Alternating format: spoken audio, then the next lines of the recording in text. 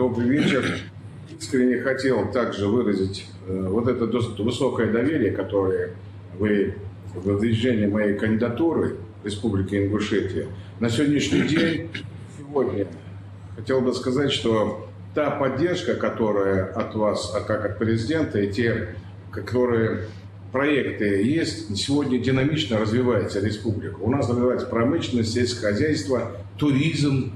И поэтому в целом это видно поддержка и то, что при голосовании за главу государства, когда у нас выборы были президента, более 80% жителей проголосовали, Владимир Ильич, за вас. Поэтому доверие к вам, для нас это очень важно. Мы ответственность понимаем, все ваши поставленные задачи будут выполнены в срок, и, как вы говорите, чтобы они используют те средства или средства, которые выделяются для выдвижения. Поэтому спасибо огромное.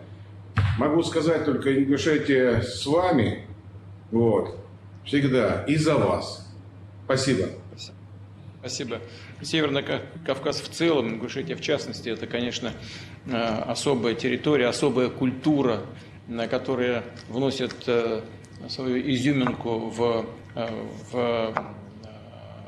общую жизнь России, в общую культурную жизнь России, является неотъемлемой частью нашей общей культуры, и духовной культуры, и материальной.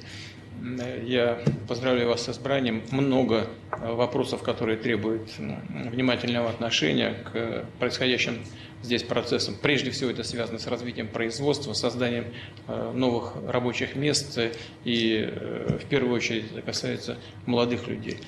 Нужно развивать производство, создавать, как я уже много раз говорил, как мы все говорим и знаем об этом, высококвалифицированные, хорошо оплачиваемые рабочие места. И, конечно, самым внимательным образом относиться к вопросам образования, к развитию культуры. Но мы с вами обсуждали это не так давно на личных встречах. Я желаю вам успехов. Всего хорошего.